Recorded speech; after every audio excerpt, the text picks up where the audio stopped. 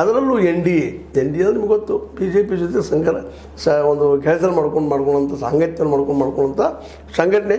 ಅದರಲ್ಲೇ ಇದರಿಂದ ಅಲ್ಲೇ ಒಂದು RJD ಬಿಟ್ಟು ಮತ್ತು ಕಾಂಗ್ರೆಸ್ನ ಬಿಟ್ಟಿದ್ರೆ ಸೇರಿಕೊಂಡ್ರು. ಅದಕ್ಕೆ ಬರೋದು ಅಲ್ಲಿ ಸೇರಿಕೊಂಡ್ರು ರಾಹುಲ್ ಗಾಂಧಿ ಅವರ ಮತ್ತು ಲಾಲು ಪ್ರಸಾದ್ ಯಾದವ್ ಬೆನ್ನ ಹತ್ತೆ ನಾನು ಎಂದೂ ಎನ್ ಡಿ ಎಗೆ ಹೋಗೋದಿಲ್ಲ, BJP ಕೆಲಸ ಮಾಡೋದಿಲ್ಲ, ಹಾಗೆ ಹೀಗೆ ಮಾತಾಡಿದ್ರು. ಕಡೆಗೆ ಪಲ್ಟು ಆಗಿಬಿಟ್ರು, ಹೋದಲ್ಲ ಎನ್ ಡಿ ಎಗೆ ಹೋಗಿ ಮತ್ತೆ ಮುಖ್ಯಮಂತ್ರಿ ಆದರು.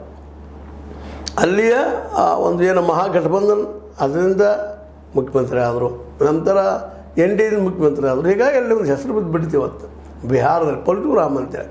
ಇವತ್ತು ಅಲ್ಲಿ ಚುನಾವಣೆ ಬಂದಕ್ಕಾಗಿ ಅಲ್ಲಿ PK ಅಂತೇಳಿ ಒಬ್ಬರು ಬಂದಿದ್ದಾರೆ. ಏನಪ್ಪ ಅಂದ್ರೆ ಪ್ರಶಾಂತ್ ಕಿಶೋರ್ ಅಂತೇಳಿ ಒಬ್ಬ ಒಳ್ಳೆ ಜನಪರವಾದ ಕಾಳಜಿದಂಥ ವ್ಯಕ್ತಿ. ಅದು ನೋಡ್ಬೇಕು, ಅದು ಯಾವ ರೀತಿ ಏನು ಭವಿಷ್ಯದಲ್ಲಿ ಯಾವ ರೀತಿ ಯಾರಾಗ್ತಾರೆ ಅಂತೇಳಿ. ಬಟ್ ಅವರು ಇವತ್ತು ರಾಜಕೀಯದಲ್ಲಿ ಅಲ್ಲಿ ಬಿಹಾರ ರಾಜಕೀಯದಲ್ಲಿ ಇನ್ನೂ ತಮ್ಮ ಹಸ್ತಕ್ಷೇಪ ಮಾಡ್ತಾ ಇದ್ದಾರೆ.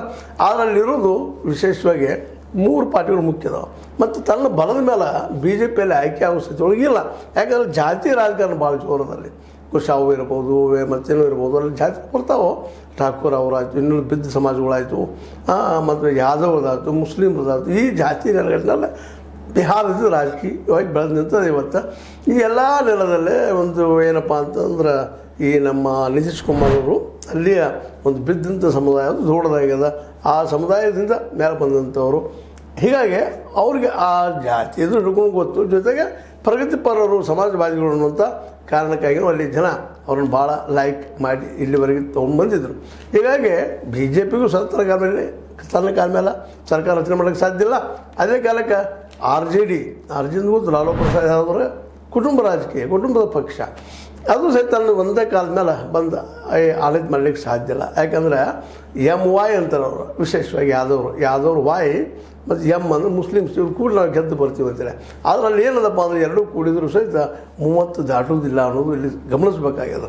ಮಿನಿಮಮ್ 30-31% ಯಾರು ಹೊಡೆದುಕೊಳ್ತಾರೆ ಅವ್ರು ಗೌರ್ಮೆಂಟ್ ಮಾಡುವಂಥದ್ದು. ಹೀಗಾಗಿ ಸಮೀಪ ಬಂದು ಸೋಲ್ತಾ ಇದ್ದಾರೆ ತೇಜಸ್ವಿ ಯಾದವ್ ಅವರು.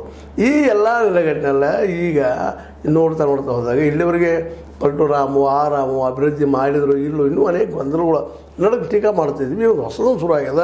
ಏನಪ್ಪ ಅಂದರೆ ಬಿಹಾರದ ಚೀಫ್ ಮಿನಿಸ್ಟರ್ ಇದ್ದಂಥ ನಮ್ಮ ನಿತೀಶ್ ಕುಮಾರ್ ಅವರು ತಮ್ಮ ಮಗನ ನಿಶಾಂತ್ ಕುಮಾರ್ ಅನ್ನುವಂಥ ತಮ್ಮ ಮಗನನ್ನು ಇಲ್ಲೇ ರಾಜಕೀಯ ತೋರು ಪ್ರಯತ್ನ ನಡೆಸಿದ್ದಾರೆ ಈ ಸಲ ಅಂತೇಳಿ.